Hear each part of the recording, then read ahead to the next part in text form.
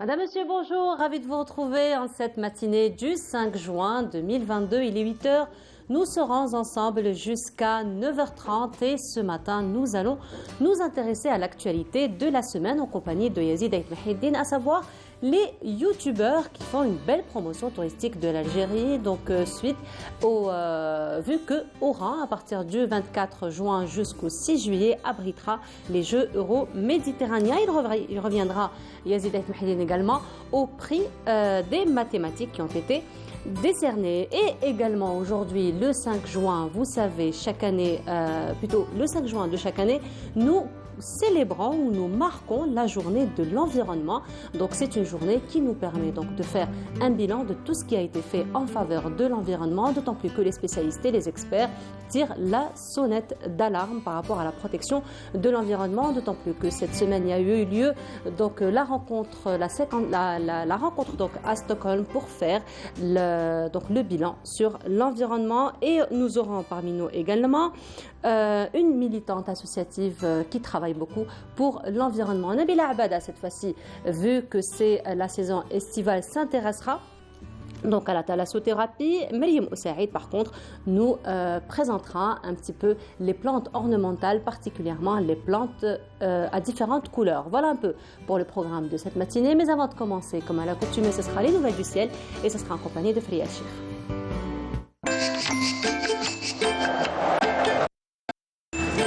La météo vous est présentée par Mobilis. Mobilis, معاً نصنع المستقبل. Et Friel est déjà sur place. Friel, bonjour. Bonjour Avono. Comment ça va, Friel? Ça va. Ça se passe bien? Très bien, merci. Alhamdulillah, on a eu des journées plutôt chaudes. Hein? Exactement. Très humides aussi. Voilà, surtout très humide. Surtout tout très à fait. humide. Ça va continuer? Pour aujourd'hui, le temps va être relativement chaud, mais pas vraiment. Ça va être des températures saisonnières. Plutôt agréables. Exactement. Vous avez eu quelques pluies hier, non? Quelques gouttelettes. Voilà, quelques gouttelettes dans des endroits un petit peu éparpillés. Tout à fait. Voilà, un peu plus de détails, Friel. Allons-y. Tout d'abord, permettez-moi de souhaiter un excellent réveil. Bonjour aussi à tous ceux qui nous regardent ce matin. Excellent réveil. Donc, ravi de vous retrouver pour aujourd'hui. Donc, le ciel s'annonce plutôt voilé près des côtes, orageux à l'intérieur avec possibilité de quelques faibles pluies. Cette fois-ci vers l'intérieur ouest, sur la partie sud. Des orages se manifesteront de l'extrême sud vers le Hogar, le Tassili, le sud-ouest, le Nord Sahara. Quelques nuages aussi au Nord Sahara, des sous-langues de sable au Sahara central jusqu'au sud des oasis. Les températures, les voici donc printanières au nord, au sud en revanche, il fera chaud. On commence tout d'abord par le sud avec 45 à Adrar, Insalah, un maximum de 46 degrés au Sahara central, 45 pour Bojbaji Mukhtar et Ngzam, 43 Hassim Saoud Gherdaya, 39 Bishar, Tindouf, 36 Taman Rasset, 38 à Janet, 43 à Ouled Jilal. Au nord, c'est le maximum pour Sétif cet après-midi avec 41 degrés. Il fera 39 aussi à Guelma, à Batna, 34 à Al-Bayad Ghilizan Chlef, 31 Oran, Alger, 30 à Nabas Kikta jusqu'à Tlemcen. Place à présent à l'état de la mer. Pour cet après-midi, la mer restera calme et belle avec des vents faibles entre 10 et 20 km/h sur l'ensemble des côtes algériennes. Avant de nous quitter, place ce matin à l'Europe. Aujourd'hui, le temps sera plutôt voilé à Berlin, à Vienne, à Rome, à Istanbul, Madrid, Lisbonne. Le soleil aura du mal à s'installer et les pluies restent d'actualité à Londres, à Paris aussi. Côté température, 34 à Rome, 24 à Paris, il fera 18 à Londres, 28 à Berlin, 29 à Vienne, 21 à Istanbul, et plutôt 28 à Istanbul, 20 à Moscou, 30 à Madrid et enfin 25 à Lisbonne. Le soleil se couchera aujourd'hui à 20h03. Vous avez toujours le site de Météo Algérie, les www.météoalgérie.dz. Merci pour votre attention. À tout à l'heure pour d'autres voix du ciel.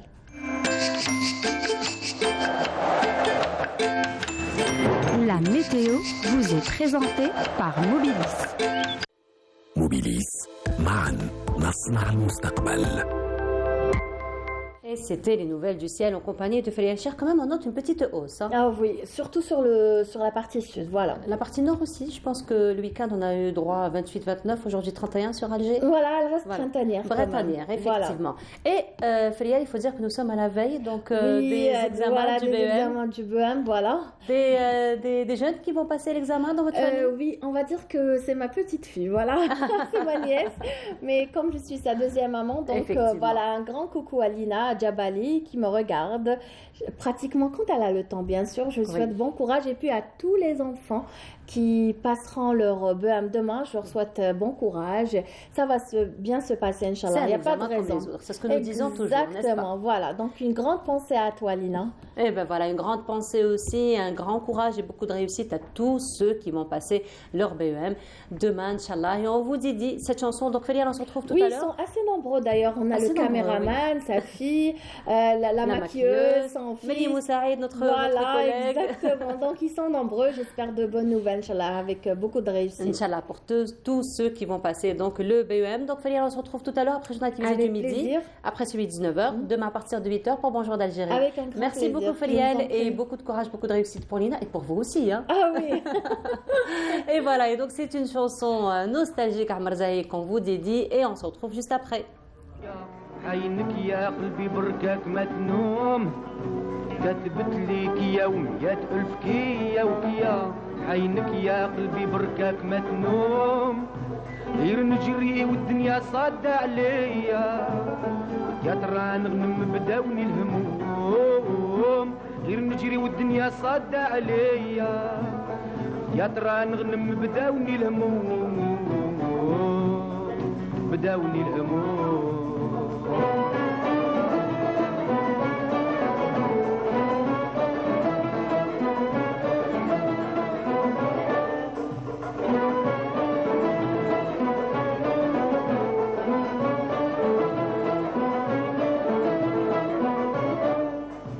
قلت يا ترى نهجرن نسامحيني والمليح اللي نبغي زاد لي غيار اللي نبغي زاد لي غيار طار عقلي وخلى الهوى دايني نار زادت القلبي نار على الجمار القلبي نار على الجمار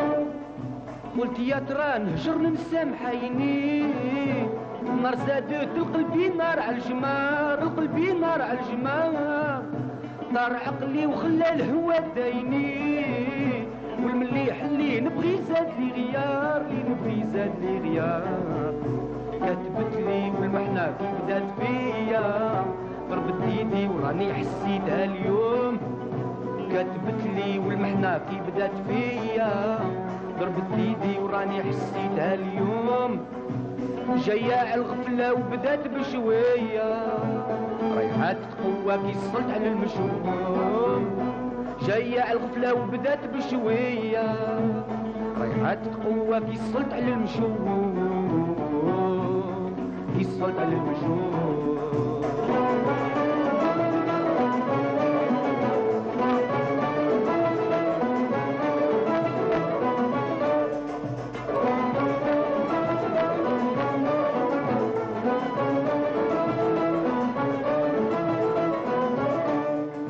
من كيوس الهوى نشوات جاوني والمنام حرم لي كي سقاتني المرار كي سقاتني المرار عند روحي هادو علوم بداوني عند غيري صبحت مدل في الخبار صبحت مدل في الخبار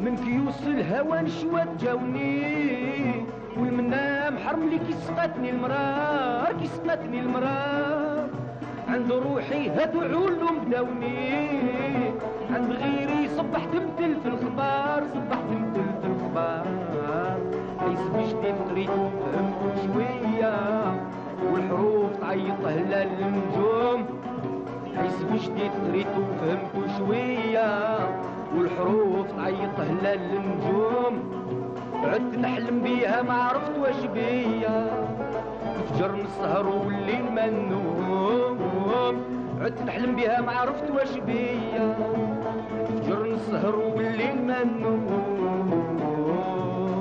الليل منوم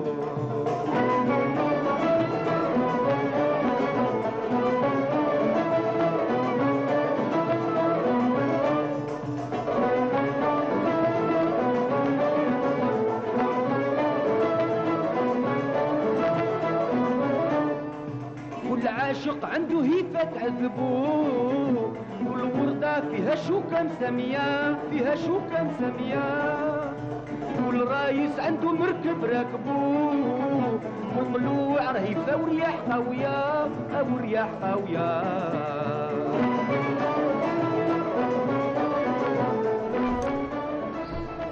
Et Yazid El Mahidine est déjà parmi nous. Yazid, bonjour. Bonjour, ça va. Merci pour le choix de Amir Amr Zahi, Allah yarhamou. Vraiment, ça te fait plaisir. Ah bah oui, bien sûr. Nostalgique. Puis, samedi, hier, il y avait une dédicace du livre sur Amr Zahi de Ndamash, donc à la librairie du Tiers-Monde. Il y a eu un monde fou. Donc vraiment, c'est l'un des... C'est Shir el-Hawawat, comme on dit. Voilà. Voilà, toi-même, Yazid, tu avais fait un travail sur Amr Zahi, n'est-ce pas? Oui, j'ai commencé à faire un petit travail sur Amr Zahi. C'est quand même difficile de travailler sur un personnage comme Amr Zahi, vu qu'Amr Zahi n'est pas un personnage qui parle beaucoup. Oui, d'ailleurs, c'est le silence qui en dit long, comme on dit. Donc, voilà. Enfin, on peut parler des heures et des heures et des heures et des heures, parce qu'il a animé des nuits, des nuits, des nuits, des nuits, des tallettes aussi. Oui. Des tallettes. Tu sais ce que c'est que des tallettes? Non, non. C'est les animations de l'après-midi, parce qu'ils ont les soirées, mais il y a aussi des gens qui l'invitent pour faire des petites animations comme ça, l'après-midi, pour des anniversaires ou pour des... Qu'on appelle tallet. Tallet, voilà. D'accord, et ben voilà, un jour tu nous consacreras une rubrique pour ça. Inch'Allah. Inch'Allah. Mais sinon, aujourd'hui, on va parler un petit peu de l'actualité de la semaine.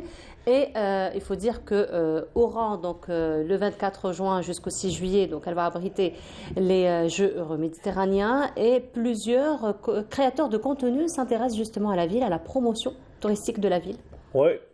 Comme on dit, c'est l'Égypte qui est à l'honneur, puisque صور كويسة يعني كما نقولوا بالمصرية. Donc trois youtubeurs égyptiens sont en Algérie. Ils sont en train de faire un peu la promotion de l'image d'Algérie et du tourisme algérien. On le voit sur cette photo à Béjaïa sur les cascades de Kefrida. Donc c'est Ali Saïd qui rappelle un peu dans son post, dans son compte Facebook, que, par exemple, Béjaïa, il a été à Béjaïa, il dit que c'est une des wilayas universelles, des wilayas mondiales. Il a été aussi à Djidjel, dans les grottes merveilleuses de Djidjel, il a été à Oran, il a été dans un centre commercial, il a vu, parce qu'il a vu même les infrastructures modernes, etc., où il rappelle, par exemple, dans le centre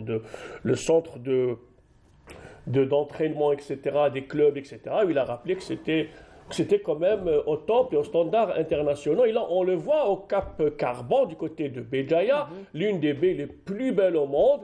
Et voilà, donc ils sont en train de faire la promotion de l'Algérie à travers leur post Facebook. On le voit donc... Voilà, à travers la création de contenu. Sinon, Yazid, ce sont des youtubeurs qui sont établis en Algérie ou ils sont venus en... Non, ils sont venus comme ça. Ils ont été invités, ils sont venus comme... Brahim et Mahmoud Hijazi, ils sont venus d'Égypte. Hier, d'ailleurs, ils ont vu le match Algérie-Ouganda. Et ils ont vu le public, le magnifique public algérien. Et puis là, on le voit à Kefrida, du côté de Béjaïa, dans la commune de Kharata. Donc, c'est les cascades de Kefrida, dans la commune de Taskariout à Béjaïa. Voilà. Je pense que c'est là-bas, parce qu'il y a beaucoup de cascades aussi. Ailleurs, il y a aussi des cascades à Tlemcen, il y a des cascades du côté de Médéa, Zandak et tout. Il y a aussi du côté de Naalbert, aussi du côté de pas loin de Kafrida aussi. Donc en fait, ils sont en train de mousser un peu cette image de marque de notre pays. On voit aussi les grandes merveilleuses de DJ du côté de Ziama Mansouria. Donc voilà, c'est les Égyptiens qui vont nous envahir pendant la saison estivale. Marhaba. Marhaba bihom. Welcome to Algeria. Et marhaba bikoum les Égyptiens, voilà. Surtout qu'il y a une communauté égyptienne quand même importante qui est à Ah bah oui, il y a une grande communauté égyptienne, il y a l'école égyptienne. Il y a l'école, effectivement. Voilà, donc... Et puis Haram était à Alger, le bureau à Haram, il y a beaucoup de je pense, voilà, donc pour le premier coup de cœur, comme on dit, notre premier show, and so.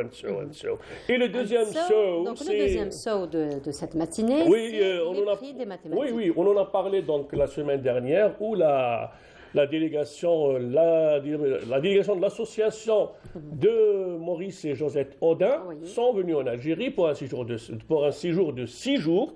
Donc, ils ont été déjà le premier jour sur la stèle sur le mémorial de Maurice Audin à la place Audin.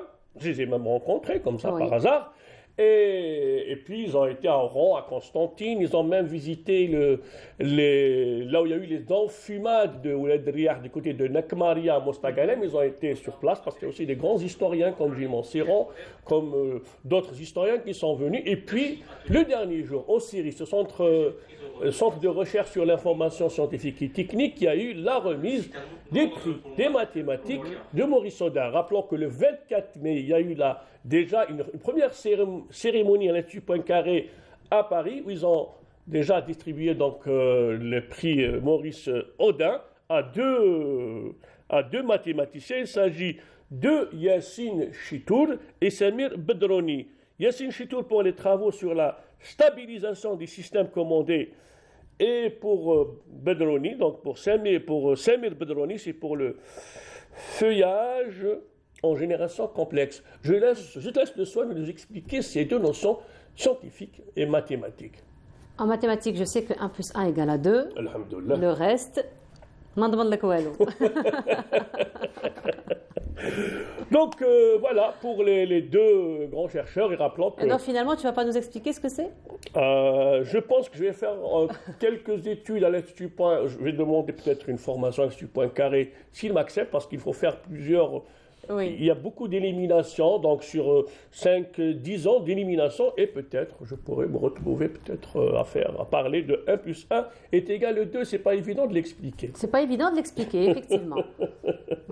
Et voilà, donc je rappelle aussi que Yassine Chitour n'est autre aussi que je pense qu'il est de la famille du grand martyr, Allah yarhamou, Ahmed Boumendjel, qui lui aussi a été victime de la barbarie coloniale, tout comme Maurice Audin, Allah yarhamou, effectivement. Et le troisième show de cette matinée, c'est le premier parc à vélo à Annaba. Oui, c'était le 25 mars dernier, et depuis, Annaba est devenue la capitale des 2 roues. Donc, ils ont eu le premier parc dans la région de Annaba, et plus précisément dans le quartier de Stambouli. Donc, ce quartier Stambouli, il y a eu le premier parc, la première station, en fait, à vélo. Et le maire de la ville de Annaba a rappelé qu'il y aura 24 autres parkings à vélo. Oui, ils veulent. D'ailleurs, il dit Annaba est belle avec les 2 roues. Avec les 2 roues, donc voilà.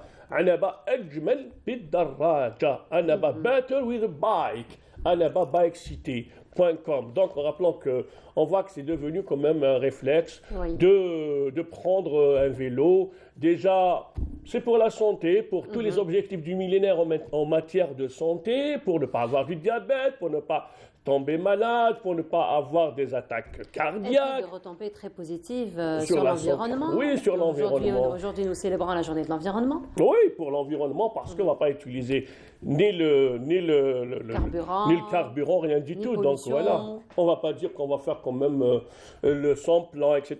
Ce débat n'existe pas. Même sur le plan économique, ça coûte beaucoup moins cher. Oui, ça coûte moins cher, bien sûr, mais bon, les hôpitaux ne travailleront pas. Donc même la facture par rapport à la santé Donc c'est tout comme les pays nordiques, comme la Hollande, comme la Suède, notamment la ville de Malmö en Suède, qui est pratiquement une ville propre. Et puis il y a même beaucoup de pistes cyclables, etc. Et puis il y a un grand pays qui est le Danemark, qui est aussi parmi les pays qui sont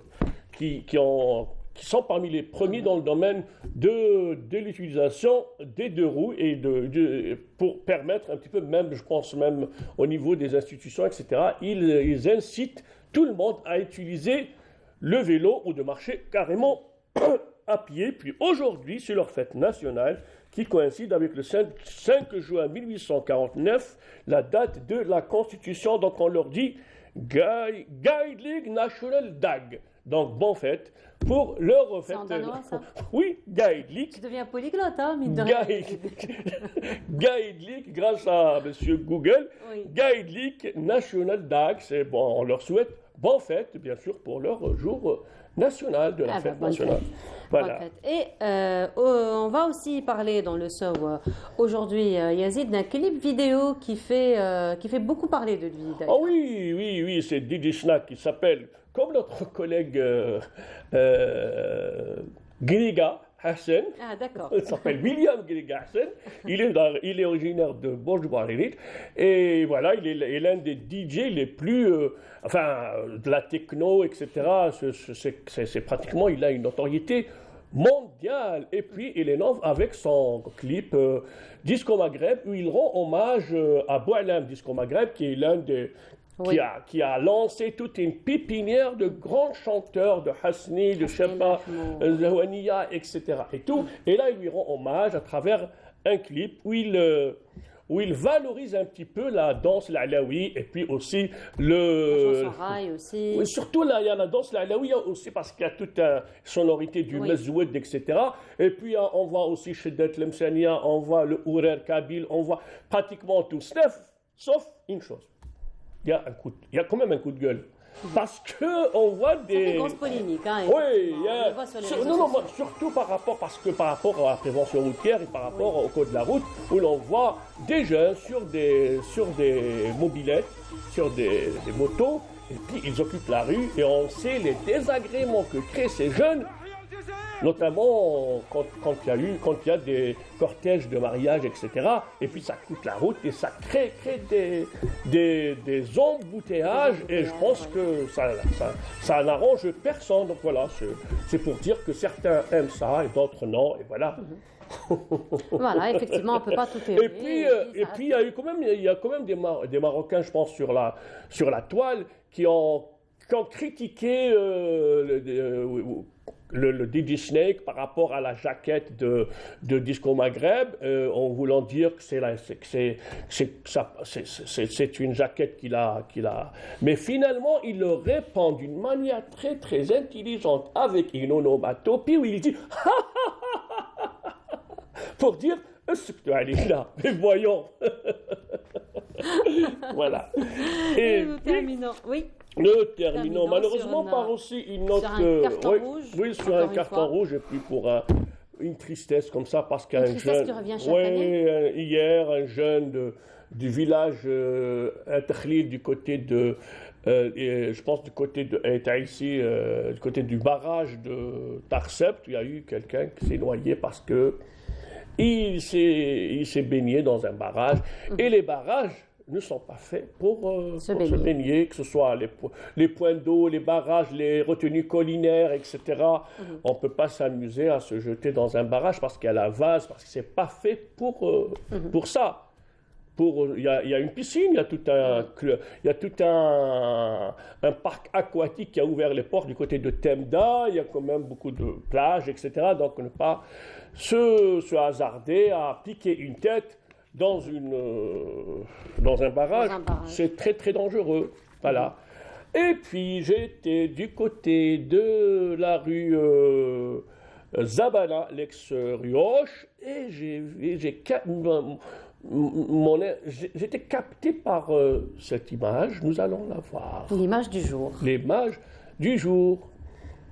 Je vais la découvrir, hein. Voilà. حب وعقلية. Moi, je je pensais que c'était Hubba Aqliya, le jeune qui a écrit ça pour dire moi, non seulement je peux vous donner de l'amour et puis aussi de la sagesse. Mais finalement, c'était pour le Mouloudia. Mouloudia, Hubba Aqliya. D'accord. Parce qu'on voit le signe du Mouloudia avec Nejma Wahlel, voilà. Voilà, c'était l'image du jour d'ailleurs que j'avais découvert en même titre que vous. Voilà, je l'ai prise comme ça, voilà, pourquoi pas. C'est ce que tu fais d'ailleurs à chaque fois, Yazid. Hein, tu partages des scènes de vie avec nous, hein, à travers les réseaux sociaux. La moindre des choses, ça nous fait du contenu aussi. Hein. Effectivement. En tout cas, merci beaucoup, Yazid, pour les différents sautes aujourd'hui. Voilà, merci à toi aussi.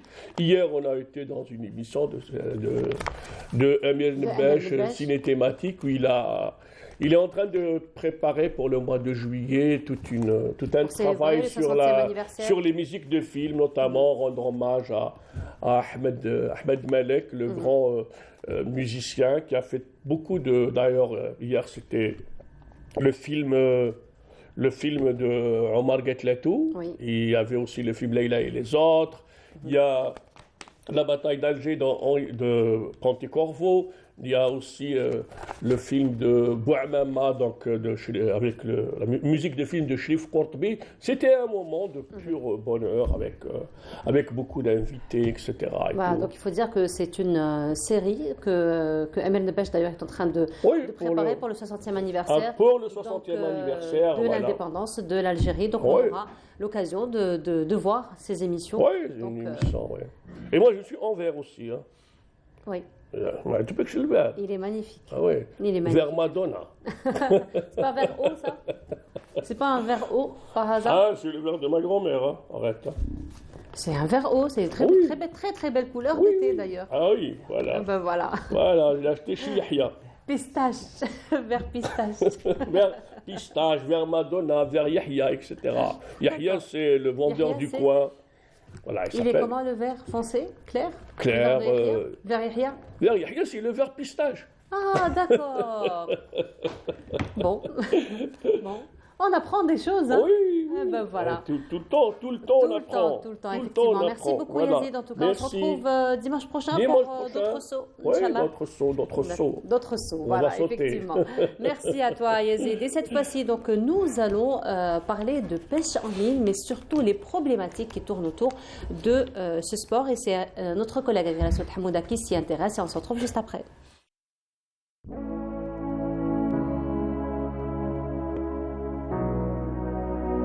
Comme chaque week-end, Karim installe son matériel de pêche sur le rempart du front de mer de Boulourine, un quartier où la pêche est une culture. Actuellement standardiste dans une administration, pour lui, le poisson n'est qu'un prétexte pour décompresser et changer d'air. أنا مع الصيادة مع الخدمة وأنا باب الواد توجور كيما العادة كاين من يا باب الواد حتى سانتوجان السيكتور هذا كاع تاع الصيادة هذايا. أنا كنا في زاني 70 نهبطوا هنا قسما بالله 9 تاع الصباح غير هاك شالبا قدنا كندو دوزو 3 وانتو طالعين دوكا تريح على بايزو في جورني كدا ما تدي والو وديفات الحوت كاين بصح ما ياكوش لا باسيون هذه لا باسيون وحدها ما تصيبهاش امبوسيبل زعما رحت عند الطبيب تاعي ديابيتيك عند الطبيب تاعي قال لي واش السبور دير جو باش قال لي مي سي با فري قال لي خير من السبور كاع باسكو علاه لو مورال. Mais la pêche n'est pas que plaisance. Un peu plus loin, c'est dans cet abri de pêche de Raïs Hamidou, ex-Pointe Pescade, que nous rencontrons Raïs Hicham, pêcheur artisan, qui voit que son activité et les ressources naturelles sont en péril.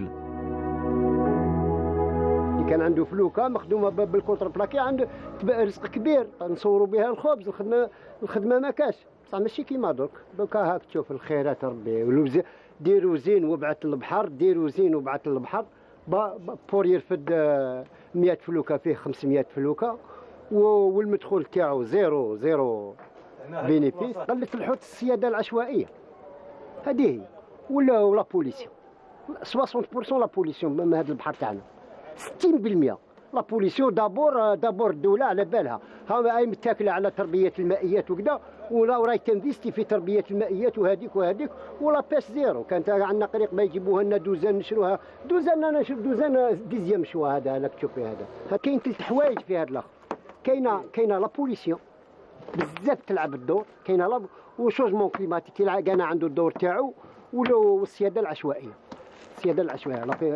La fermeture de la pêche ماشي respectée. L'acquisition du matériel, sa réparation ou son renouvellement sont d'autres points qui pèsent sur la profession de la pêche artisanale, qui représente aujourd'hui environ 90% de l'activité de pêche en Algérie.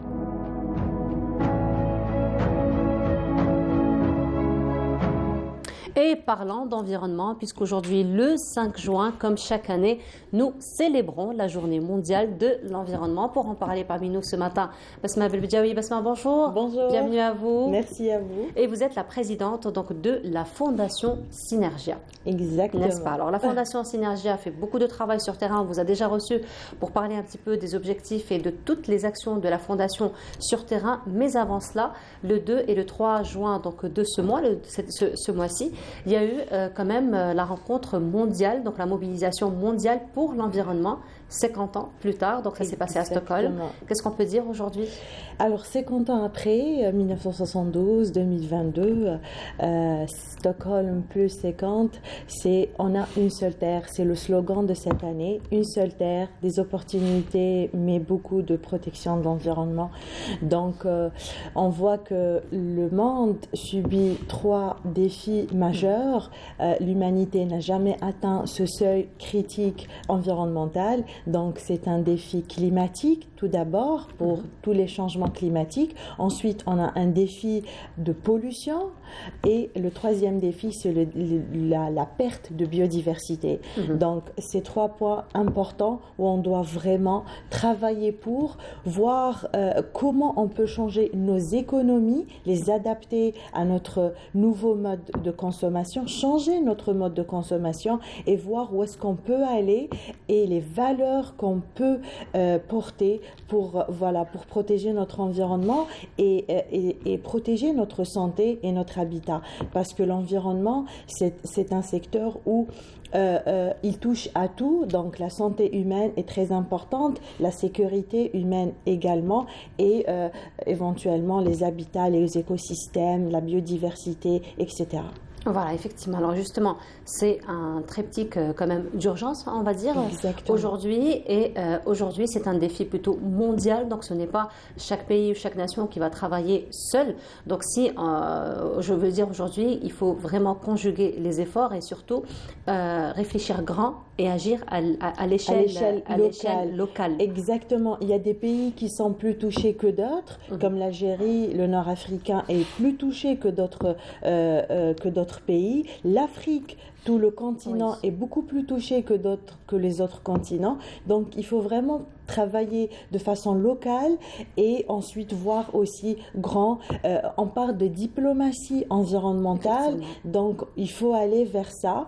Et notre Premier ministre a bien expliqué les choses lors de cette rencontre le 2 et 3 juin à Stockholm. Donc, on parle de conjuguer les efforts africains pour justement atteindre les objectifs des ODD d'ici quelques années. Et aussi, il faudra voir que la Terre, depuis 1972, a vraiment fait la communauté mondiale a fait des efforts, notamment pour la protection de la couche d'ozone.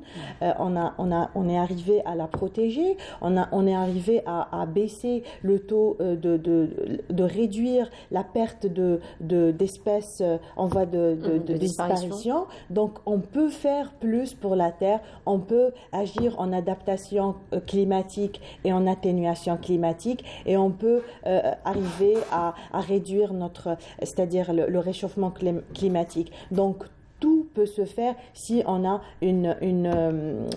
des efforts mondiaux conjugués. Exactement. Des efforts conjugués. Alors justement, vous avez évoqué les ODD. Les ODD sont au nombre de 17, donc ils sont tracés par l'ONU et donc c'est tous les pays membres qui sont appelés à les réaliser d'ici l'an 2030. Donc c'est pour très bientôt, n'est-ce pas? 8 années, mais 8 années ça passe très vite. Alors pour l'Algérie aujourd'hui, quel est le bilan? Alors, l'Algérie a fait énormément d'efforts depuis des années. Donc, c'était le premier pays de la région à mettre en place des lois cadre pour l'environnement, donc des lois de gestion de déchets, des lois de protection de la biodiversité, des zones arides également pour la désertification. D'ailleurs, une des rencontres onusiennes s'est faite à Alger en 2006, donc désertification des zones et déserts. Donc, on a fait énormément d'efforts, mais les efforts doivent encore se faire et doivent encore se développer. Donc, on doit revoir peut-être pas mal de règlements, de lois et de réglementations pour les adapter à l'actualité et notamment au développement économique actuel, parce que l'environnement et économie-société, donc c'est triangulaire, c'est les 3 points importants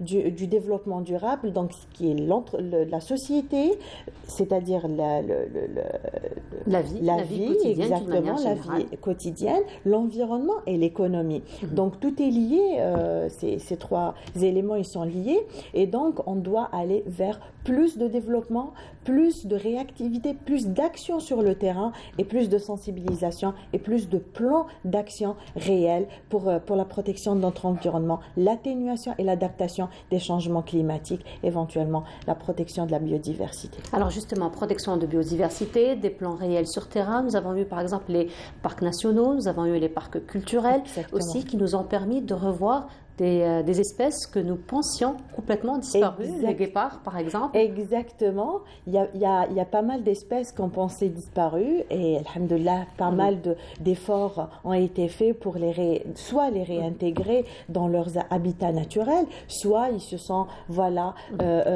finalement ils étaient cachés. Exactement, voilà, donc on espère que justement vous parlez de tourisme, il n'y a pas de tourisme sans un environnement sain, un environnement propre et surtout, c'est-à-dire une harmonie et une synergie entre l'être humain et son environnement. Voilà, synergie, c'est justement le nom que porte votre fondation, n'est-ce pas?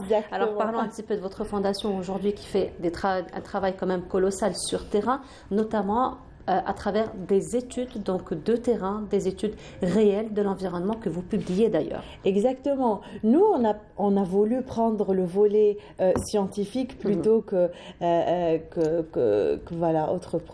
autre projet. Donc, on a un conseil scientifique, on a des experts un peu partout de l'Algérie et même d'Algériens d'ailleurs.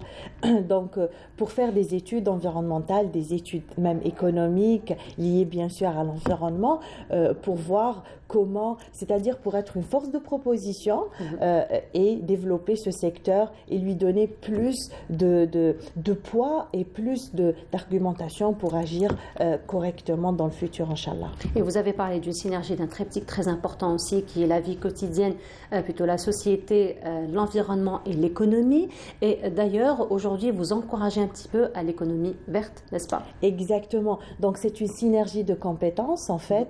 Et donc, on aide les jeunes à développer leur entreprise verte dans tout ce qui est économie circulaire, économie du recyclage, de la protection de l'environnement, même l'économie bleue également.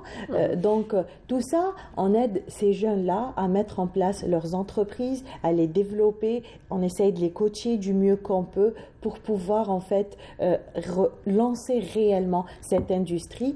Et on parle justement de triple action planétaire. L'économie est très importante puisque revoir notre mode économique et notre mode de consommation est très important si on veut arriver à atteindre nos ODD d'ici 2030. Alors justement, parlons un petit peu de tous ces jeunes que vous coachez, de tous ces jeunes que vous encadrez. Il faut dire que ce sont des jeunes quand même qui sont pleins de conscience et conscients aussi de la situation que nous vivons en ce moment. Il est vrai que les experts aujourd'hui nous rassurent parce que nous ne sommes pas encore arrivés au point du non-retour, alhamdoulilah.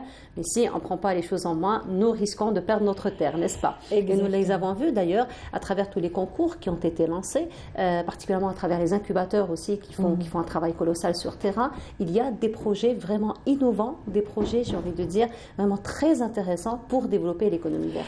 C'est vrai, parce que la jeunesse algérienne n'arrête de nous surprendre. Exactement, il y a toujours des projets très intéressants. Les incubateurs, comme vous venez de le dire, font un travail magnifique pour encourager et coacher, aider les entrepreneurs à développer ces entreprises. Et effectivement, c'est juste, ils ont besoin juste d'un déclic, d'un boost comme ça pour atteindre justement l'excellence en entrepreneuriat. Mais tout peut se faire et Inch'Allah, on est là pour aider cette jeunesse. Surtout, alors bien entendu, la question environnementale, c'est un petit peu l'affaire de tous. C'est pas que la société civile, ce n'est pas que l'État, mais aussi le citoyen est concerné de très près. Alors le travail de sensibilisation est un travail déjà très important et urgent. Alors la société civile algérienne, depuis des années qu'elle travaille sur la sensibilisation, c'est vrai qu'on voit des changements de comportement, une prise de conscience réelle avec nos citoyens, mais reste à encourager encore, à mettre vraiment, de mettre vraiment en évidence cette importance de la protection de l'environnement, de ne pas jeter n'importe où, de construire plutôt que de détruire.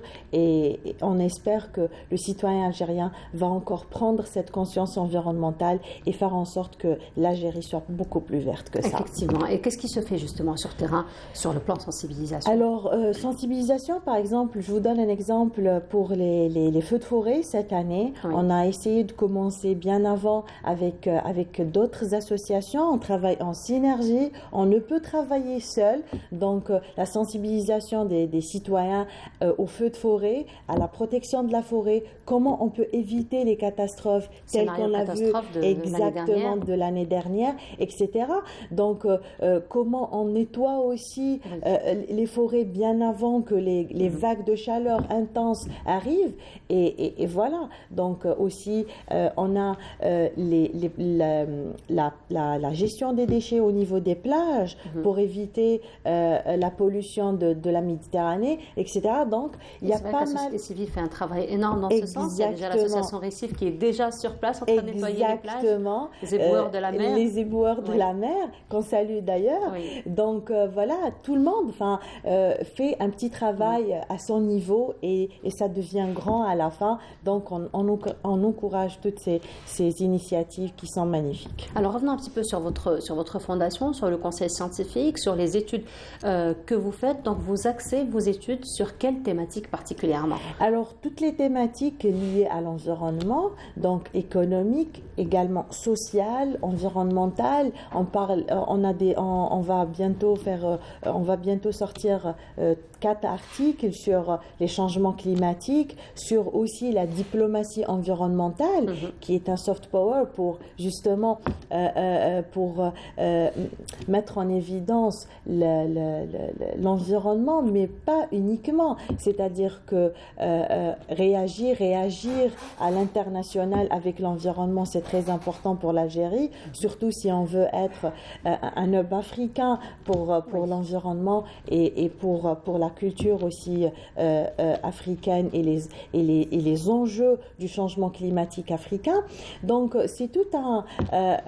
en fait, tout dépend du scientifique, tout dépend de la problématique exactement. Mais c'est-à-dire que c'est une synergie qu'on développe. Voilà. Alors, on a parlé un petit peu tout à l'heure de réfléchir grand et agir sur le plan local.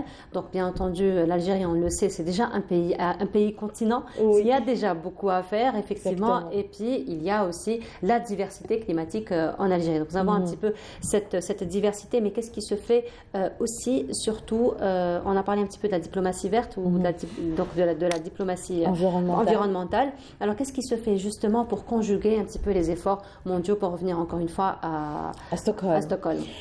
Alors, effectivement, on parle des trois menaces climat majeures, le climatique, changement climatique, pollution et perte de biodiversité. La région africaine, la région MENA est très touchée par ces trois problématiques. On voit que, par exemple, en Algérie, les changements climatiques, le changement dans le climat est vraiment visible. Il est ressenti, d'ailleurs, on le dit toujours en compagnie de nos Miss Météo, on ne reconnaît plus les saisons. Exactement, on ne reconnaît plus les saisons. Il y a des pics de chaleur intenses. Il y aura même des zones invivables d'ici quelques années à cause de l'augmentation de la chaleur. Le monde, la problématique de l'eau, exactement. Aussi. Le ciel qui se fait de plus en plus radin, on va dire. Exactement, la problématique de l'eau. Et ça touche notre sécurité alimentaire, sachant que l'eau est très importante pour nos cultures qui sont saisonnières, etc. On ne peut continuer à épuiser nos nappes phréatiques qui, à l'occasion, pas mal d'entre elles sont polluées par les déchets du sol, etc. Donc, il y a plusieurs problématiques à mettre en évidence.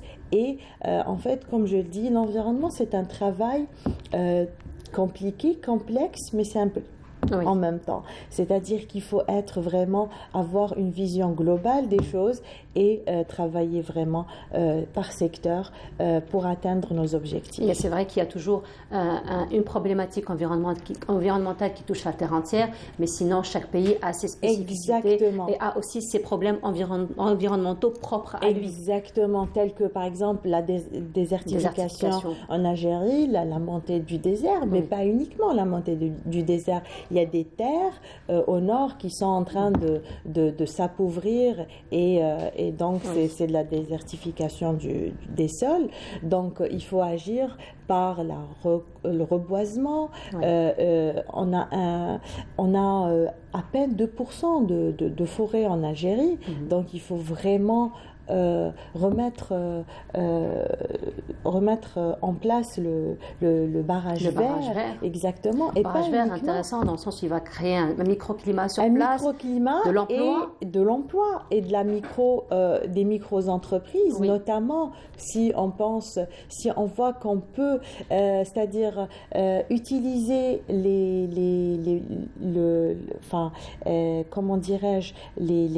ces terres-là, et on peut utiliser les plantes médicinales pour créer de la richesse. Donc c'est tout un écosystème environnemental, mais aussi économique. Donc voilà. C'est toute une synergie, comme je dis, à mettre en évidence et à mettre en place.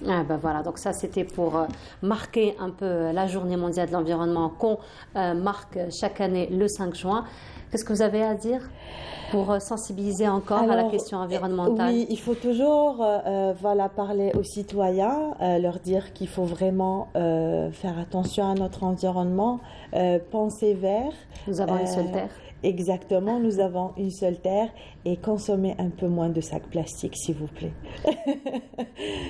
Parce que non seulement c'est pas beau, fait beaucoup. Voilà, non seulement c'est pas beau et après les retombées sur le plan écologique sont énormes. Il faudra vraiment repenser à notre mode de consommation parce que tout produit qu'on prend devient automatiquement un déchet et donc il faut réduire nos déchets et changer notre mode de consommation. Surtout, en tout cas, merci beaucoup d'avoir été parmi nous ce matin. Merci à vous. On vous souhaite une très belle continuation, beaucoup de courage pour tout ce que vous entreprenez. Merci. Donc, déjà, pour l'environnement et au niveau de la Fondation. Merci beaucoup. Je rappelle, Besma Belbdjaoui, donc vous êtes la présidente de la Fondation Synergia. Merci encore une fois d'avoir été parmi nous ce matin. J'imagine que ça va vous faire plaisir, le reportage que nous allons voir, puisque aujourd'hui, il y a un retour vers la lutte biologique. Donc, c'est vrai qu'on a tendance un petit peu à utiliser beaucoup d'insecticides, beaucoup de pesticides, alors que nous avons une lutte biologique tout à fait naturelle. Il s'agit de l'utilisation des coccinelles, tout simplement. Voilà. Donc, c'est un reportage de Samia Bouarour qui s'est intéressée donc à la lutte biologique plutôt à l'aide des coccinelles. C'est au niveau de Tizi Ouzou. Regardez, on se retrouve juste après. La coccinelle, cette belle petite créature, apporte beaucoup à notre écosystème. Elle est considérée comme prédateur de luxe contre les ravageurs. Ici, à la station régionale de la protection des végétaux de la commune de Dreb Ben Khedda, on procède à son élevage pour assurer une lutte biologique. C'est la lutte biologique. C'est une alternative, c'est une bonne alternative qui permet de réduire, c'est-à-dire l'utilisation des pesticides qui nuisent aux consommateurs et à l'environnement. Il faut savoir qu'il existe environ 600 espèces de coccinelles. La plus efficace, la coccinelle à 7 points. La multiplication de ce prédateur, donc, il est effectué donc, à l'intérieur de ces cages qui sont en plexiglas sur un support végétal qui sont des plants de fèves infestés de pucerons. La coccinelle, elle peut se nourrir jusqu'à 150 à 200 individus de pucerons par jour. Et tous les stades de développement de ce prédateur se nourrissent des pucerons. L'élevage de la coccinelle passe par plusieurs étapes et des conditions contrôlées pour arriver à environ 400 individus par mois. La température elle est à 24 degrés, l'humidité entre 60 à 70 degrés. Donc les adultes dans la cage s'accouplent. Après l'accouplement, la femelle elle va pondre les œufs, elle se met sur les parois de la cage ou bien sur le végétal directement pour pondre les œufs. On s'est dirigé vers la ferme pilote de Dreb Ben Khedda où les membres de l'école Auchan ont organisé une rencontre avec les agriculteurs autour des bienfaits de la coccinelle et de la lutte biologique. La coccinelle, dans le temps, elle existait, mais avec l'utilisation des produits phytosanitaires, elle a attiré son élimination. اليوم جينا مع المدرسة جينا وجا باش يوريونا باش نقضيو على البيسرون هذا طابنا الحشرة هذه النافعة يقولوا لها دعشوقة باش نقضيو على le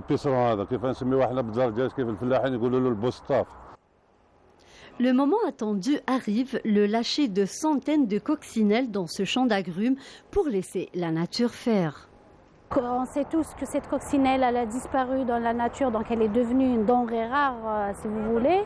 Donc notre objectif, c'est de la réintégrer de nouveau dans la nature, dans son milieu naturel. Il est nécessaire aujourd'hui d'adopter ces moyens biologiques pour préserver notre environnement et notre santé en minimisant l'utilisation des pesticides. Et voilà, donc de retour sur le plateau. C'était donc le retour à la lutte biologique à travers les coccinelles. Et c'était Samia Bouharour qui s'est intéressée à ce sujet. Toujours parlant d'environnement, puisqu'aujourd'hui nous marquons donc la journée mondiale de l'environnement et la société Naftal d'ailleurs justement a fait un événement en faveur de l'environnement hier du côté de Délice. Nous en parlons ce matin en compagnie de M. Hakim Breki. Bonjour. Bonjour madame. Bienvenue à vous. Merci. Marhaba bik. Alors vous êtes le directeur santé, sécurité, environnement au niveau de l'entreprise de la société nationale, donc Naftal. Voilà. Alors la société bien entendu marque l'événement, marque l'environnement et à travers un événement donc, qui s'est déroulé hier. Qui s'est déroulé hier au niveau de Délice, la Charamonte-Ville de Délice, exactement au niveau de Vieux-Port. C'est à côté du port actuel. Un lieu hautement touristique. Un lieu hautement touristique. Exactement, hautement touristique. Il y a beaucoup de gens qui partent sitôt dans la saison estivale. Donc on a préparé et effectué hier une journée de nettoyage des fonds de mer avec la collaboration avec des autorités locales, militaires ou civiles et surtout avec les associations. Les associations de la région. Les associations de protection de l'environnement et les associations de planche. D'accord. Voilà. Et on a invité les familles et surtout les enfants. Pour éduquer un petit peu, informer ou sensibiliser les enfants. Les citoyens et les enfants particulièrement. Exactement. Et donc vous avez effectué un nettoyage des fonds des mers et ça a été comment? Ça a été un peu choquant. Oui. D'ailleurs on va voir les photos, il y a beaucoup de sacs. Oui. Donc on a commencé par sensibiliser les enfants. On a effectué, bon, c'est la ville de Diles, voilà, elle est charmante. Très, très voilà, on a invité, ça c'est notre PDG qui a effectué le nettoyage lui-même avec tous les groupes de Naftal. Le deuxième monsieur, c'est le président d'association Delphine de Delis. D'accord. De plongée, qui a aidé beaucoup Naftal. Donc on a effectué cette opération et le résultat était choquant. On a trouvé beaucoup de voilà, par exemple, c'est un bout de ferraille qui a été un bout de ferraille, carrément. Oui, ferraille. On a trouvé tout, plastique, ferraille, caoutchouc, beaucoup de matières non recyclables. Non recyclables dans la mer. Voilà. Et donc, ça a été un travail, vous avez dit, avec le concours des enfants, des citoyens. Oui. Et justement, quel a été un petit peu le feedback? Le feedback a été positif. D'ailleurs, les enfants ont posé toujours la question, pourquoi les adultes jettent C'est la question qu'on se pose tous, finalement. Exactement. C'est pour ça qu'on a choisi les enfants. C'est pour les éduquer, informer, sensibiliser, avoir un enfant bien sensibilisé, on va avoir un adulte sensibilisé. Effectivement. Et le contraire, il est un petit peu... c'est toujours un peu difficile de changer le comportement d'un adulte. C'est le résultat de notre opération. Voilà, c'est un peu... Quels sont les déchets que vous avez, qui reviennent le plus? Surtout du plastique. Le plastique. Plastique, les canettes, les bouteilles, les gobelets, les sacs en plastique, surtout ça. Voilà. Et justement, c'est un travail que vous avez fait hier dans la région de Delis, c'était à l'occasion de la journée de l'environnement. Et donc vous avez travaillé en collaboration avec la société civile, et bien entendu la société civile est déjà sur place. C'est vrai que la plongée, c'est d'abord un sport, c'est d'abord un loisir, mais il faut dire que ce sont des associations qui font du 2 en 1. C'est vrai qu'ils font du travail touristique, ils font du travail de divertissement, mais aussi ils font du travail de nettoyage. Donc, quelle est un petit peu leur réaction, mais surtout tout au long de l'année? Bon, tout au long de l'année, ils font des actions. Des actions, parfois, ils font des actions. Ça, c'est évident. Mais dès qu'on a fait appel à eux, ils ont venu avec une volonté, avec plaisir. D'ailleurs, je remercie les associations de Bordes, Azfoun, Delis, qui ont été présents depuis 3 jours sur place pour réussir cet événement. Pour réussir cet événement, effectivement. Alors, il faut dire que les déchets, c'est vrai que ce sont des déchets que nous, citoyens algériens, nous jetons dans la mer, nous-mêmes. Voilà. Mais il y a aussi des déchets qui viennent d'un peu partout, à travers les courants. Oui, à travers les courants, à travers les ouettes. Parce que les gens qui se trouvent à l'intérieur, qui se trouvent à 20, 30, 40 ou 50 km de la mer, lorsqu'ils jettent de plastique ou de déchets, etc., ils vont directement vers la mer. Ils suivent les courants. Et quelque part, on trouve ça dans nos plages, etc. Donc, des fois, on trouve des troncs d'arbres énormes, on trouve des cadavres de vaches, etc., etc. Donc, c'est des trucs qui arrivent par les ouettes et qui arrivent par des courants qui viennent des déchets de bateaux, par exemple, etc. De d'autres pays aussi. D'ailleurs, pour anecdote, ils ont trouvé des emballages, nos emballages, des chips, etc., en Espagne. En Espagne, voilà. Donc, il n'y a pas de limite. Il n'y a pas de limite. C'est d'ailleurs la raison pour laquelle, donc, en compagnie de M. Medjawi, qui était juste avant vous, on parlait un petit peu de cette responsabilité mondiale, de cette mobilisation mondiale, parce que justement, l'environnement n'a pas de frontières et le transport, on va dire, de déchets non plus n'a pas de frontières. Donc, c'est un événement que vous avez organisé hier au niveau de Delis. Donc, Delis, c'est une petite région de toute une côte de 1600 km, n'est-ce pas? Alors, est-ce qu'il y a d'autres projets dans ce sens? Donc, cette année, on a choisi Delis, on a choisi l'écosystème marin. Et on a choisi aussi, dans les villes intérieures, Djelfa. Djelfa, c'est pour protéger les steppes, pour arrêter la désertification, etc. etc. Donc, à travers les unités de Naftal, qui se trouvent un peu partout, on est pratiquement dans le territoire national. Chaque unité, chaque direction, chaque centre, chaque station effectue une action par rapport à l'environnement. Ça, c'est par rapport à la journée. Mais au cours de l'année, on a des personnels qualifiés, on a des organisations, on a des systèmes, etc. pour protéger l'environnement, à travers les directions HSE, par exemple. Et à travers les gens HSE qui se trouvent un peu partout sur le territoire national. Donc l'environnement, c'est notre souci. Effectivement. Voilà, c'est notre souci de toujours. Nos activités sont polluantes. On transporte du carburant, on a du bitume, on a des gaz, des pneumatiques, etc., etc. Donc tout ça, il faut les gérer, il faut se conformer à la réglementation. Voilà, c'est pour protéger l'environnement. Donc on applique tout ça pour protéger l'environnement. C'est difficile, oui, certes, mais c'est pas impossible. À travers ces journées, on est là. C'est-à-dire, c'est pas pour donner une publicité pour Natal, non. On est là pour aider les associations, pour protéger l'environnement, etc., etc. C'est ça notre rôle. C'est l'affaire de tous. C'est l'affaire de chacun. C'est une chaîne. Moi, je préfère dire c'est l'affaire de chacun.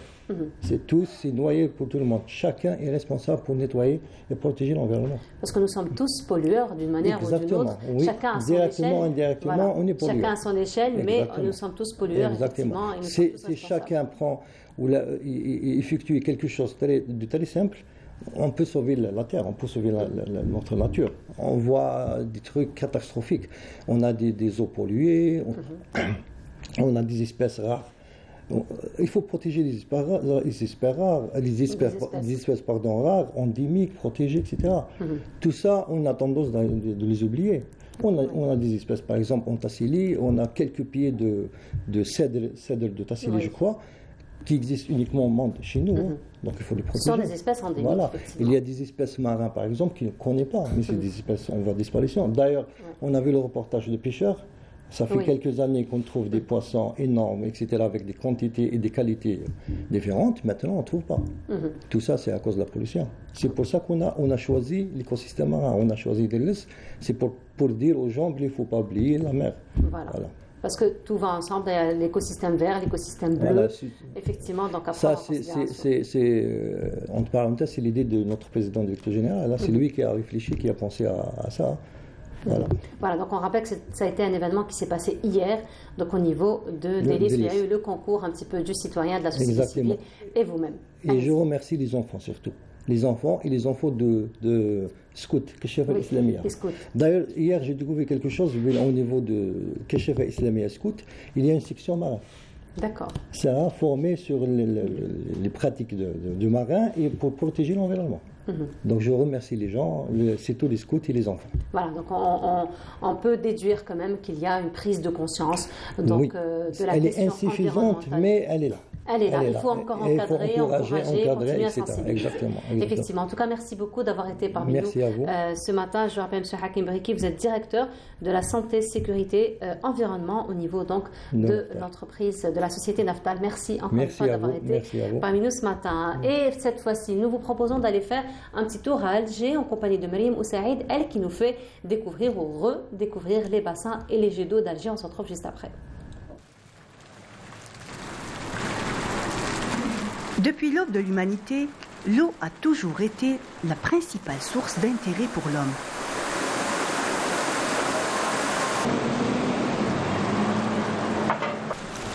Bassins et fontaines ne sont pas des aménagements contemporains. Nombreux sont les historiens à témoigner de leur présence dans les civilisations anciennes.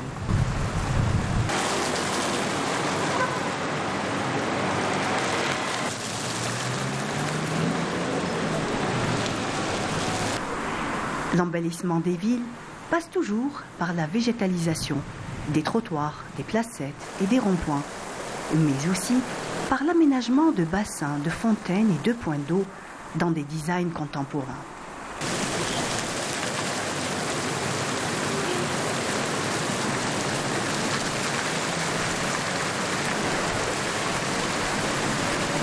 Largement démocratisée, la fontaine connaît au XXIe siècle un engouement et une évolution significative.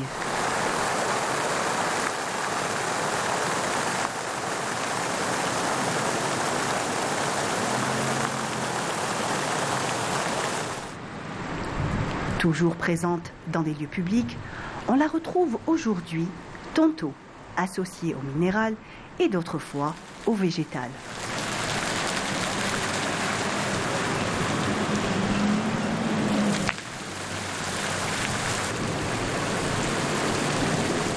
La créativité des concepteurs de jets d'eau et de bassins mêle les éléments pour créer des ambiances et des atmosphères qui apporteront aux citadins cette fraîcheur et cet apaisement que dégage l'eau dans tous ses états.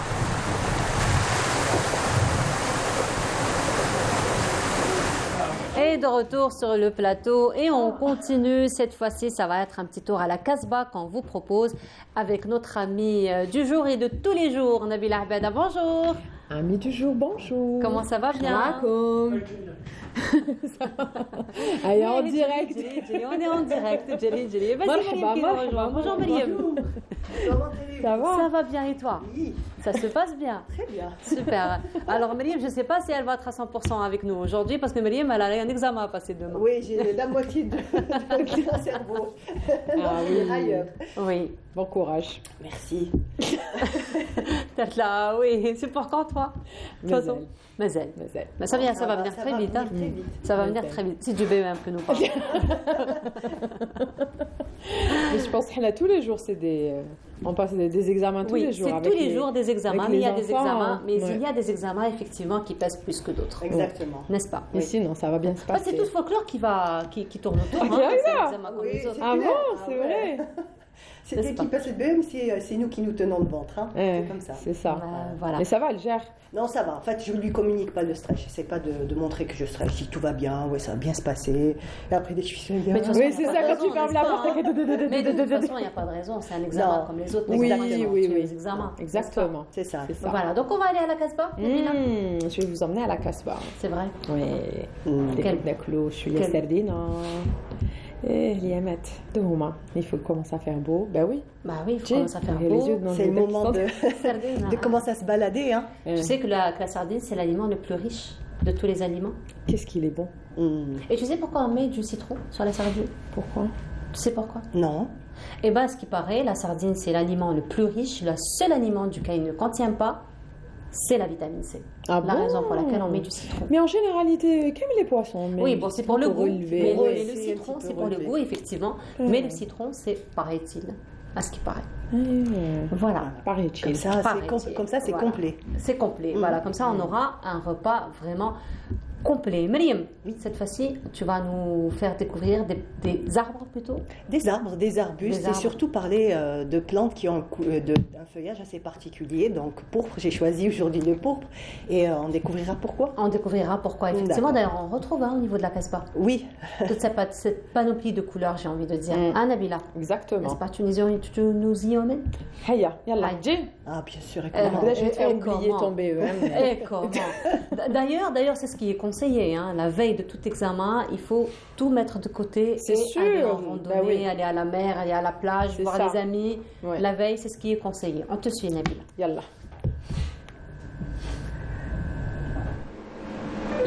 Lorsqu'elle se contemplait, le miroir éclata et le drame fut.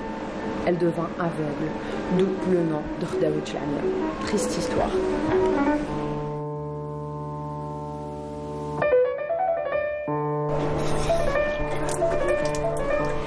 Là, on se trouve dans l'un des plus vieux quartiers de la Casbah, nommé Seder Mdan, par rapport à la mosquée Seder Mdan.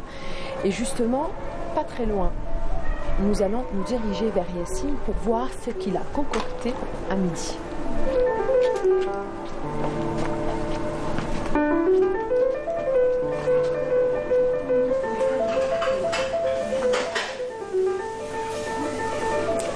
On vient chez Yassine, notre repère de la Casbah. Bonsoir. Bonsoir. Ça va? Ça sent bon. Ça va. Celui qui vient à la Casbah, لازم يجوز عند ياسين, c'est ça? C'est automatique, alhamdoulilah. واش كاين اليوم؟ كاين لي بولات مونسوس لي ساردين تشوفها حره لي فريت عندك تما اوبرجين هاي هنا السردين سلطه دو بوافرون Là, moi, ce que j'adore surtout dans votre resto, la cerise sur le gâteau. On mange la sardine de Yassine en contemplant cette merveilleuse vue. Que demander de plus?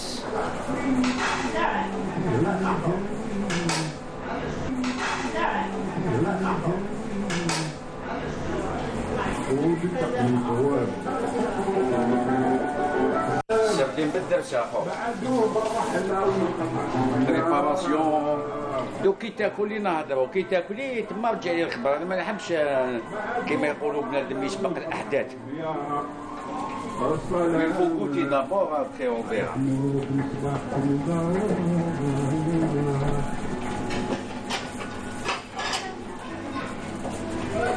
Bismillah.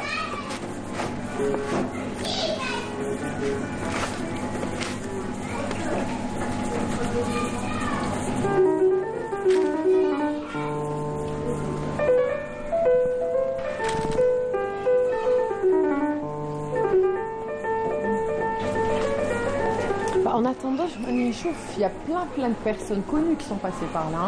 Oui. On chauffe.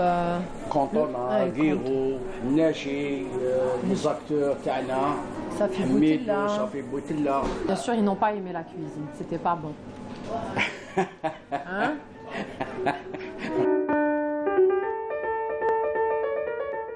J'ai pris des boulettes de sardines. Enfin, et quelques salades, mais moi je vais commencer déjà par ça.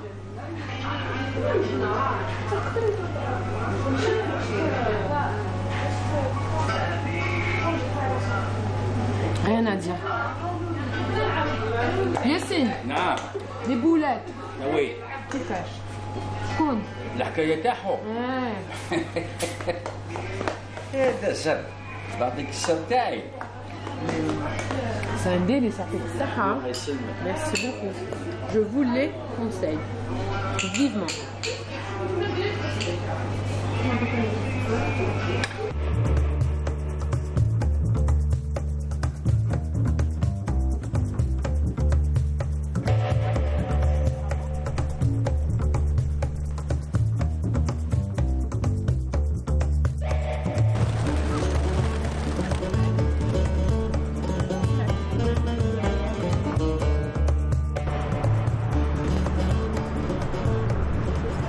J'espère que cette escapade spéciale Casbah vous a plu. En attendant le prochain numéro, vous pouvez nous suivre sur cette adresse. Salam.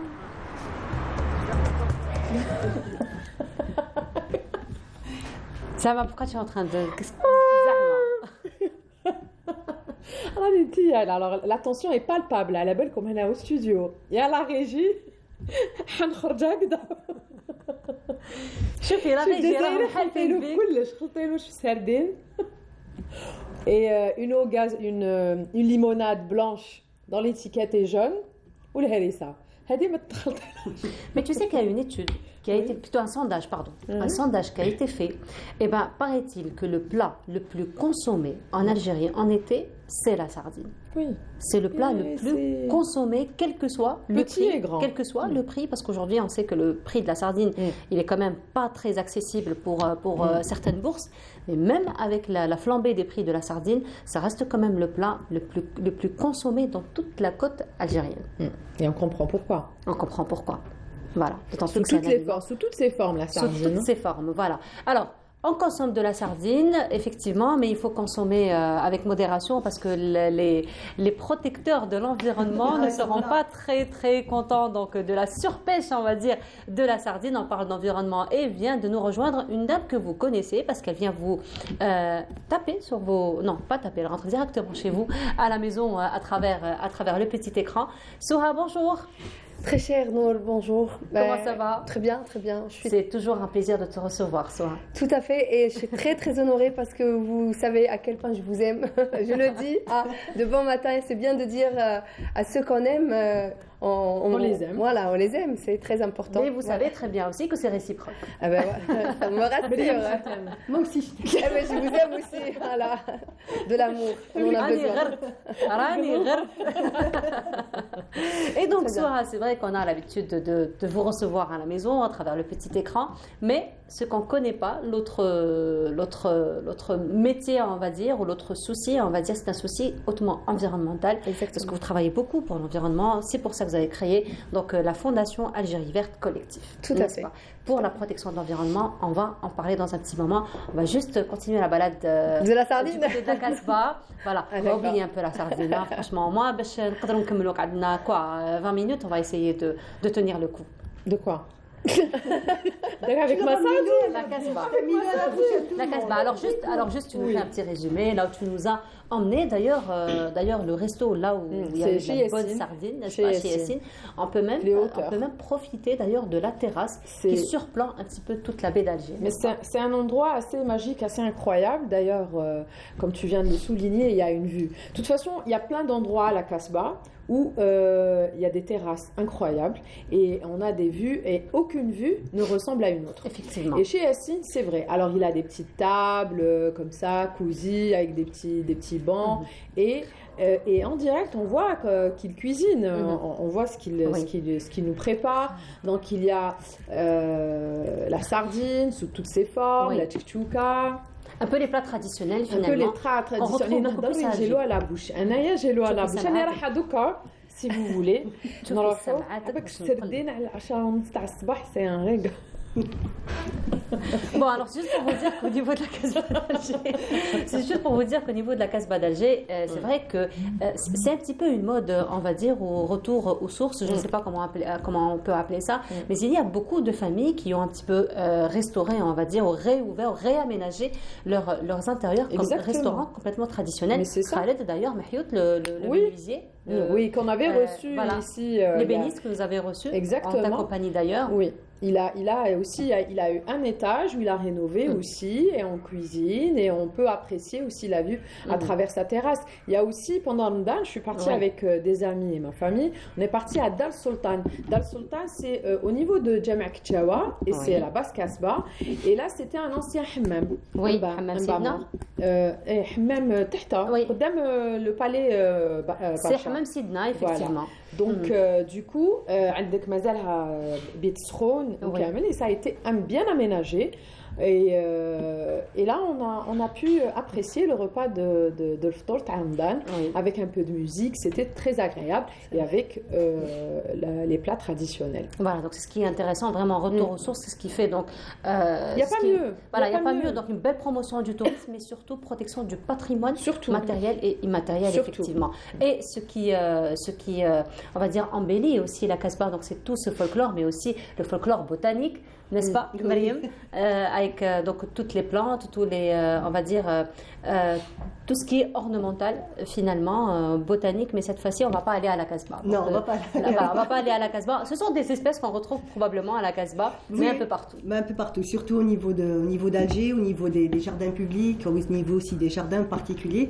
Donc aujourd'hui j'ai décidé de vous parler d'une espèce, donc d'arbre à feuillage pourpre. Pourquoi ? Parce que ça apporte de la couleur. On sait très bien que maintenant l'été est à nos portes, et dès qu'on dit l'été, on sait très bien qu'au niveau des floraisons et des couleurs, ça diminue un peu, c'est pas aussi coloré que pendant le printemps. Donc ce qu'on pourra faire, c'est aller vers des espèces qui nous apporteront comme ça de la couleur sans fleurs, en fait, sans fleurir. Voilà, de la couleur sans fleurs, mais Mariam, quand on n'est pas connaisseur, comme moi par exemple, si je vais voir des plantes comme ça, je vais dire que ce sont des plantes qui sont en train de faner. De faner. Voilà.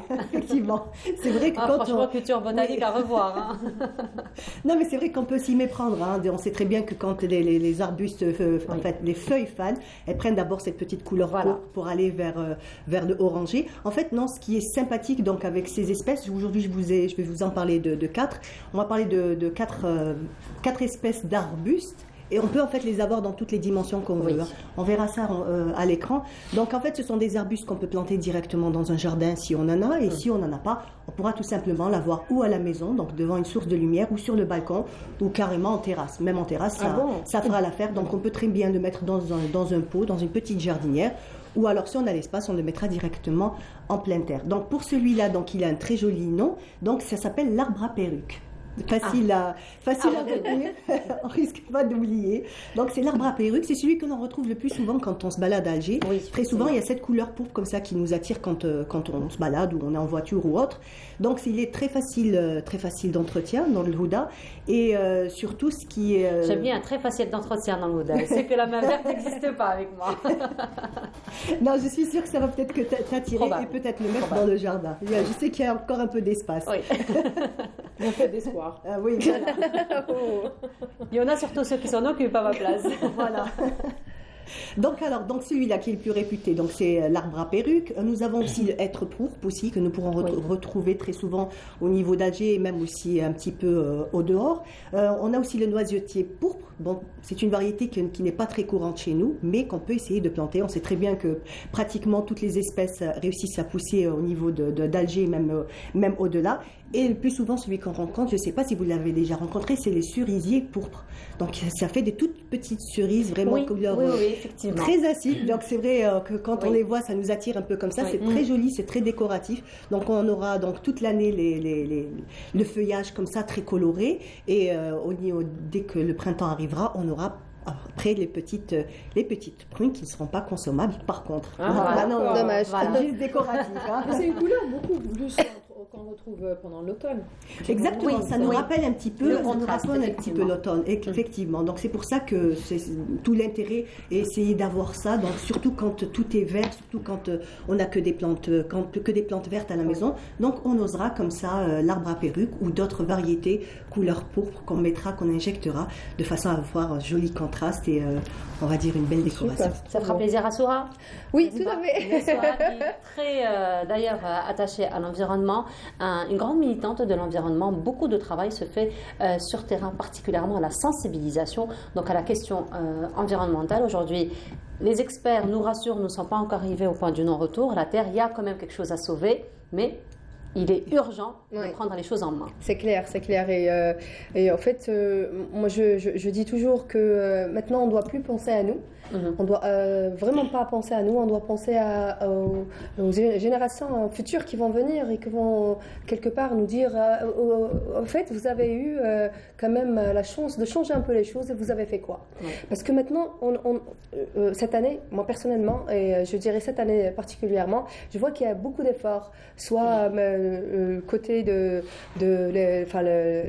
côté politique et aussi citoyen, mais je dirais plutôt que c'est pas assez. Parce qu'on n'est plus dans... On fait un petit effort parce qu'aujourd'hui c'est la journée de l'environnement ou c'est la journée de l'arbre. Non, maintenant on doit faire un travail... continu. Continu. Un travail tout au long de l'année continu. Limite, ça doit devenir comme quand on se lève le matin et on prend un café. Quand on se lève le matin et on doit faire un acte pour l'environnement.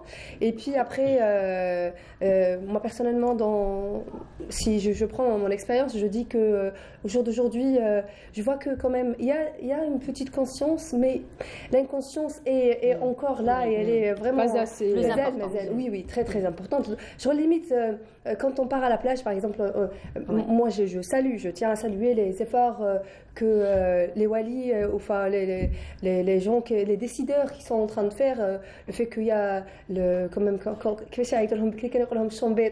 la police d'environnement, mais c'est super important.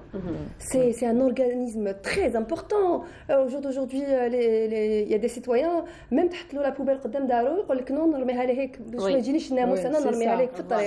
Non.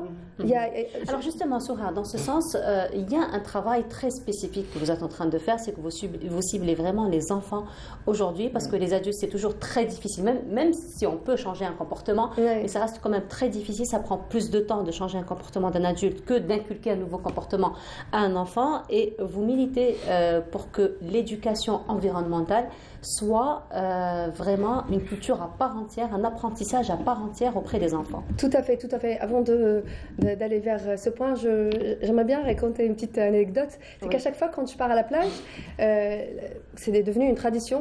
Dès que j'arrive à la plage, je m'installe et la première des choses que je fais, je prends un sac.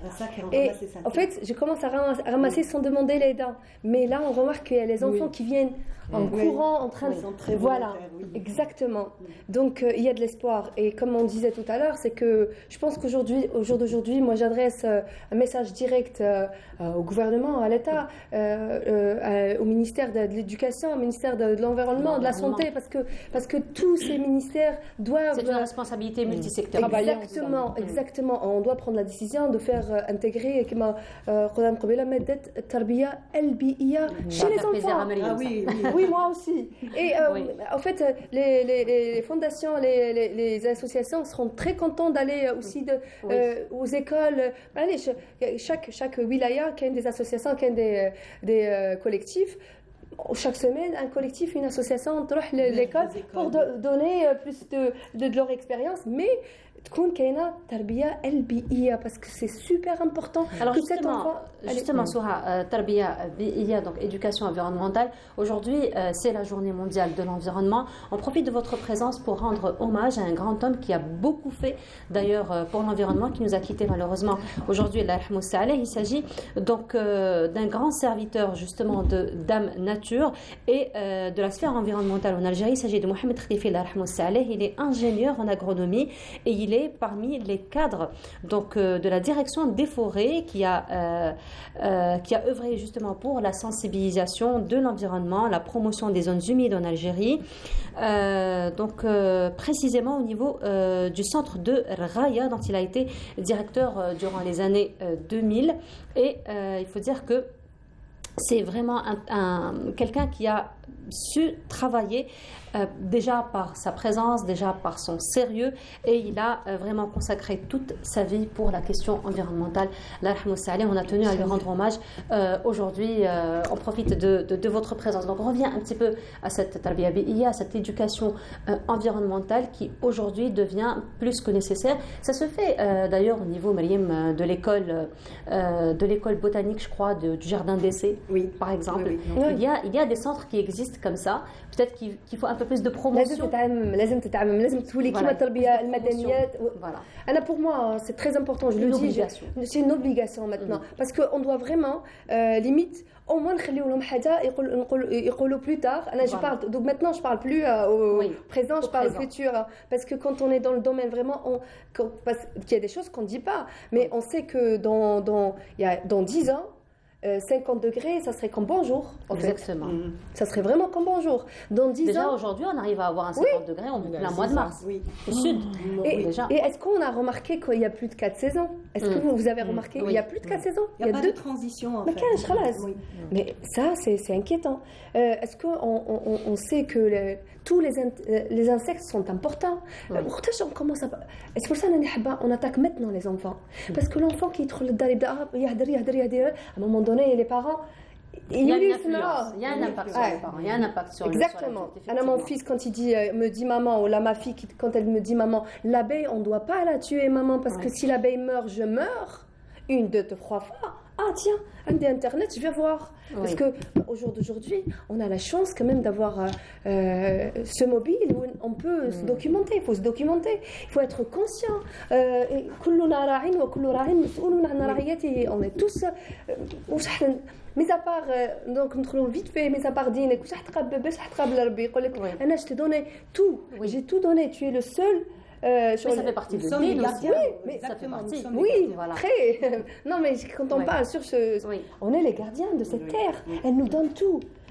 Tout ce qui est sur terre est pour nous. Alors justement, Souha, vous qui êtes sur terrain et vous êtes en contact direct justement avec les enfants, avec les autres membres de la société civile, quel est un petit peu le comportement aujourd'hui? Est-ce que vous sentez quand même que les enfants prennent conscience? Est-ce qu'ils sont sensibles à la question?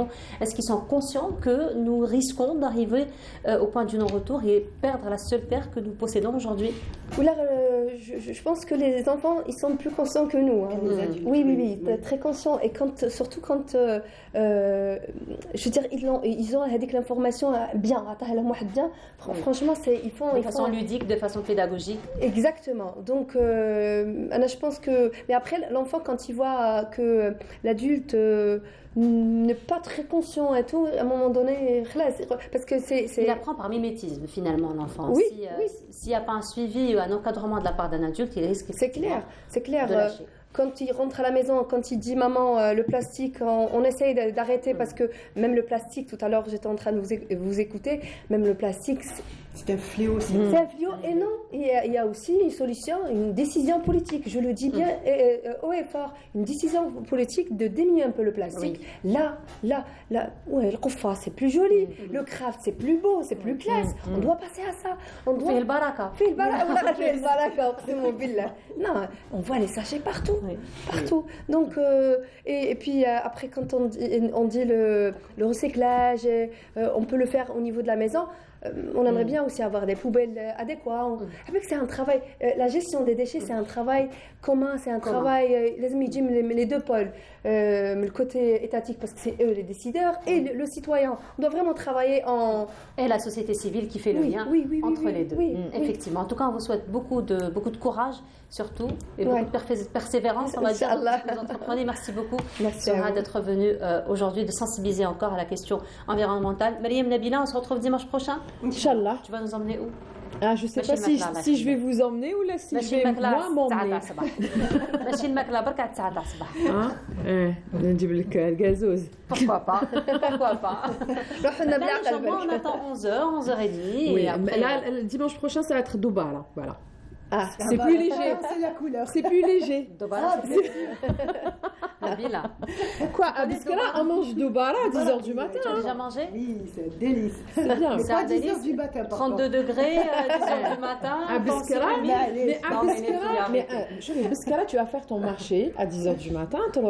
En attendant, entre les carottes et l'aubergine, tu vas des Doubara et tu continues. Je te crois, Nabila. Ça te fait une taille. C'est healthy, je te dis pas. On te croit, Nabila. Heureusement qu'il y a. Merci beaucoup, les filles. Donc, on se retrouve dimanche prochain soir. C'est toujours un plaisir de vous avoir sur le plateau. Encore. Alors, on va quand même se quitter avec votre voix. Pour ceux qui ne savent pas comment chanter, vous chantez. Oui, ça m'arrive. Et on va se quitter avec la chanson de Souha. Il y a le Berlalet aussi, il faut le préserver. Oui, surtout. Voilà. Allez, je vous dis, ça a été un plaisir de vous avoir accompagné ce week-end. Vous retrouverez Radia Boulmaali dès demain à partir de 8h. Excellente journée à tous. Au revoir.